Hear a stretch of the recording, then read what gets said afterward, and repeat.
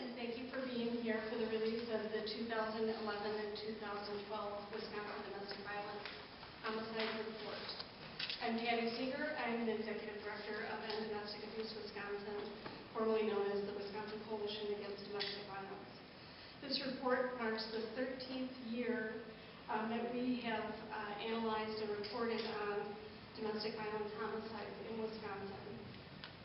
October is Domestic Violence Awareness Month, and today, September 30th, is a fitting day for us to kick off that month by remembering all victims of domestic violence, including those who were killed, and call attention to the epidemic of domestic violence and point to promising practices for prevention.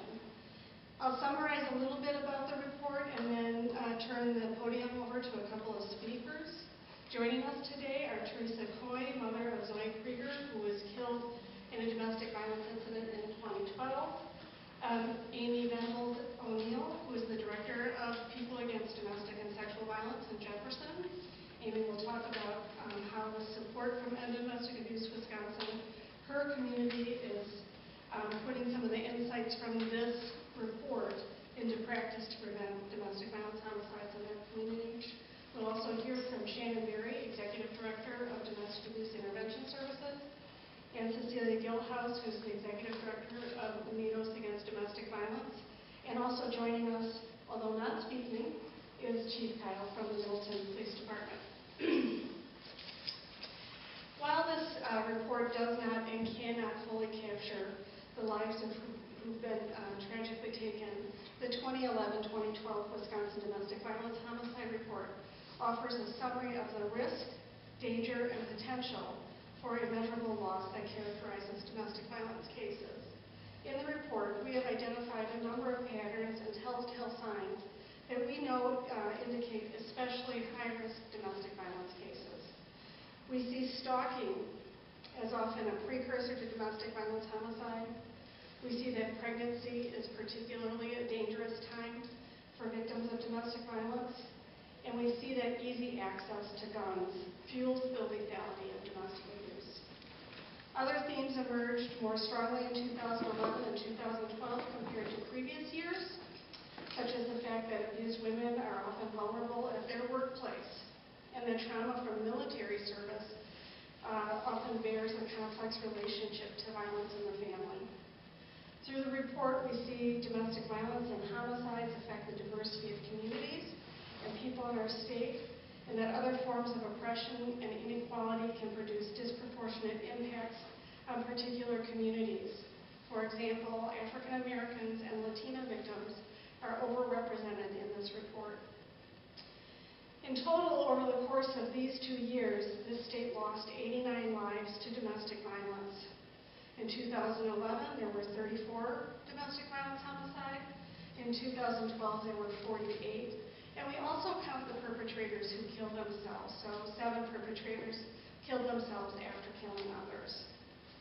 These totals constitute an average of over 3 domestic violence homicides per month, 3.3 to be exact. In Wisconsin, this rate is a decrease compared to the 2010-2009 report. Over that two-year period, there is an average of 1 additional domestic violence homicide per month, a little bit more than 4 per month. Perpetrators of domestic violence incidents were overwhelmingly male. In 2011, 72% of the perpetrators were male. In 2008, that number rose to 86%. In 2012, a relatively high number of children were killed by their fathers or another adult male household member. This category accounts for close to 1/4 of all the domestic violence homicide victims in that report. Homicides of current or former partners, of someone connected with a former partner, like a new boyfriend, make up over 75% of the remaining homicides in 2012. In 2012, about half of the intimate partner-related homicides occurred after the relationship ended, or one person in the relationship was communicating that they were taking steps to leave the relationship. This demonstrates that separation can indeed be one of the most dangerous times for victims. Victims in the report reflect the span of life, with victims less than 1 year old to 84 years old. In 2011, homicides occurred in 12 separate counties, and 21 counties are represented in the 2012 homicide report. And domestic violence homicides occur across all regions of the state. These statistics should shock us, that so many died at the hands of someone who professed to love them. But statistics certainly cannot begin to capture the value of each life that was lost. I want to now invite Teresa Coy to speak. Teresa is the mother of Zoe Krieger. Carl Avery, Zoe's boyfriend, shot and killed her in Jefferson, Wisconsin, most likely as Zoe was trying to get away from him. Zoe was 22 years old, and Avery had a history of violence against Zoe and other women. There's a photo of Zoe on the table for you, and I want to sincerely thank Teresa for her courage and strength to share her experience with you today. Teresa? Hello. Although my daughter is gone, her memory will live on. I would like for her memory to be more than just the tragedy. This past spring, I awarded a Jefferson High School senior a scholarship in her name.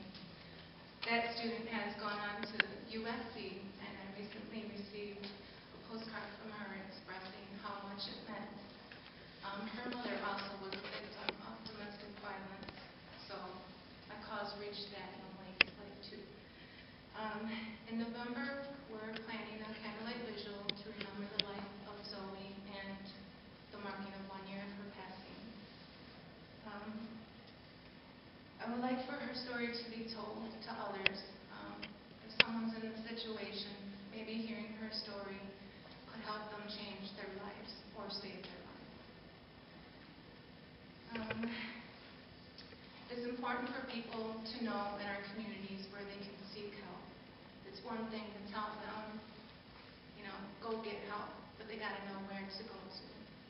So education and being able to find these services is very important to our communities. My closing thoughts are this.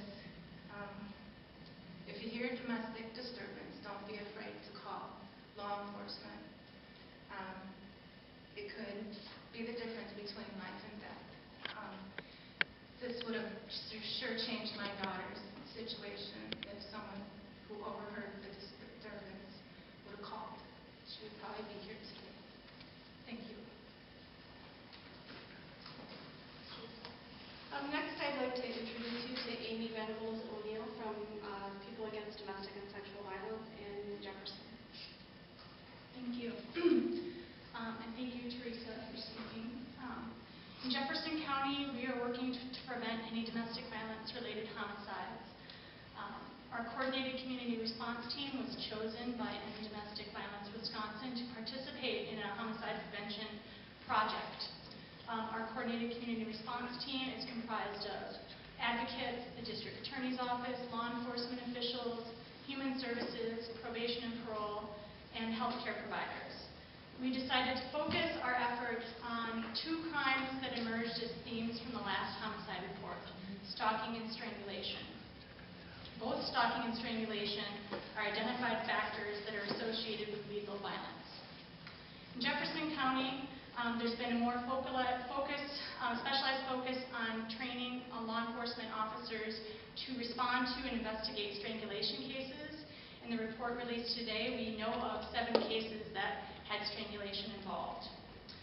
Stalking, which occurs often in domestic violence relationships and is very terrifying for victims, is also hard to prove. Oftentimes, a single incident of stalking doesn't rise to a criminal offense. It's important to take a look at the totality of the stalking behavior and the fear that it imposes on a victim when looking at a stalking case. There are also 7 stalking cases in this report that were known. However, information that's collected on stalking isn't always consistent, so that number might actually be larger.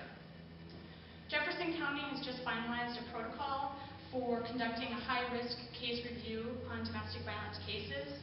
The purpose of our review is to improve our system's response to domestic violence cases in an effort to keep victims safe and hold perpetrators accountable for their behavior. Our goals are to improve the response to high-risk domestic violence in a collaborated effort, to identify gaps in the system, and to make recommendations on policy and procedural changes, and again with the overarching goal of preventing any more domestic violence-related homicides in our community. Thank you. Next is Shannon Berry from Domestic Abuse Intervention Services in Madison. Good afternoon. So every year, the Domestic Violence Homicide Report that is released by End Domestic Abuse Wisconsin serves as a very important reminder of the life and death consequences of domestic violence in our community, and reinforces for those of us at DAYS the responsibility that we have to work to protect victims and their children here in Dane County. National studies have shown that the vast majority of domestic violence homicide victims have never sought services from domestic violence shelters or service providers. Therefore, one of the most important things that we can do as a community is in order to prevent domestic violence deaths, is to let potential victims know, as Teresa pointed out, that there is help available, and to make sure that service providers like DAYS and Unidos here in Dane County have the resources and community support that it takes to serve all victims. And for me, this is particularly important right now, as over the last several years, DAYS has experienced a dramatic increase in the number of those with high safety needs seeking our services. In particular, our emergency shelter services. In fact, between 2010 and 2012, there was an 1,100% increase in the number of nights that we had to waitlist women and children with high safety needs for our emergency shelter services. And as many of you are already aware, DAYS is working very aggressively in order to increase the capacity of all of our services to meet the needs here in Dane County. For we understand that the services that we provide and that all domestic violence agencies provide across the state are, at their core, homicide prevention services. We also know that domestic violence is an issue that affects the entire community and therefore requires a community-coordinated response, and as Amy talked about, in Jefferson County.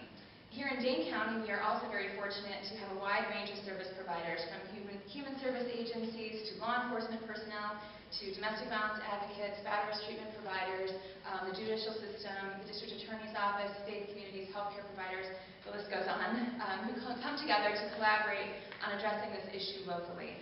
What we all share is a vision of a community where victims are believed, supported, and protected, and where batters are held accountable for the crimes that they've committed. And this report, for me, and every year this report, what it does is it strengthens our resolve and reminds us how vitally necessary it is to continue to expand and to promote the very active involvement of all of our community members to be a part of the effort to prevent violence. So with that, I would like to introduce Cecilia Gilhouse, who is the Executive Director of Unidos Against Domestic Violence. Hi, everyone. I feel very privileged because I'm here today on behalf of hundreds of Latino families, but I'm only one voice of many. Unidos Against Domestic Violence has been in this community for almost 17 years. We have provided services to hundreds of Latino victims and their families in the state of Wisconsin. Despite all the effort, hard work, and dedication of so many of us, we're here today to remember those we lost to acts of violence. Many of the Latino families come to this country to follow the age-old dream. However, the situation for many of the Latino victims of domestic violence is different. Many of us are forced to come. We don't have a choice, or at least we believe that we don't have one. We don't have family here. We're isolated. We don't know the language, and we don't have a friendly or easy way of transportation. Most of us come here with our children, but we don't have the opportunity to bring a lot of our personal things with us. So we have to start from zero. New place, new friends, new language, new rules, new environment. As an immigrant victim, you don't know what is next, what options are out there for you. You don't know the resources, you don't know the rights, and you remain isolated. There is also misinformation, the myth of not having rights if you are a undocumented immigrant. The belief that to speak out could cause you to lose your children or to get deported. Our mission at Unidos is to continue educating our community, to give them the tools and the knowledge they need to become strong and have the resources that they need to progress. We get our families involved and we bring the services to them, creating programs for the whole family where they can discover what is best for them and become independent. We all agree that we don't need more nurses. We want to create a community-wide organization relationship where families have their own space and a team that is knowledgeable and ready for them when they need it. We speak the same language. We know their situation, and most of us have lived through similar difficulties. We are not here to judge them. We are here to guide them and support them as they need it. Again, there is not just one solution or one way to support all the victims of domestic violence. But we learn from them to be able to serve them the way that is most effective. Today, it's hard to be here to remember the loss of many innocent victims we have been seeing in the past few years, including the loss of a little angel last year, Yandel Castillo, who was only 3 years old, when he died from family violence. But our community is united. We're not alone, and there is help for you and for your children.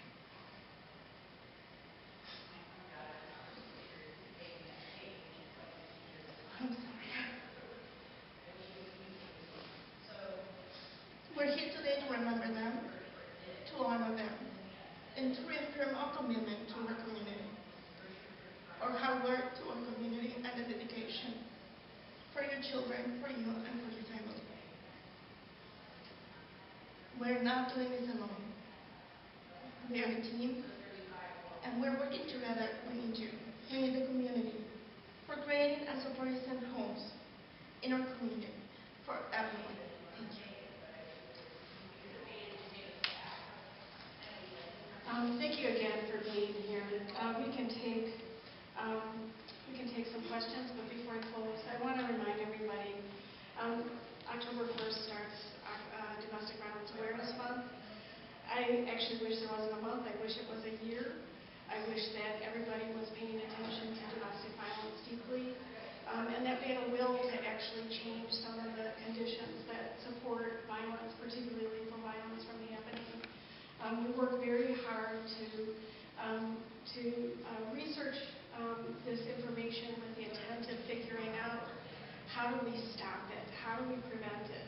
And we have some communities that we're supporting, such as Jefferson, that are really working hard to figure out and focusing deeply on the things we found in this homicide report. We try to support legislation such as background checks for gun ownership, universal background checks, that we think could make a profound difference. But as a statewide community, we need to develop a will to work to end domestic violence so that one of these years we're not standing here producing this report for you all. Instead, we're celebrating a year in which no homicide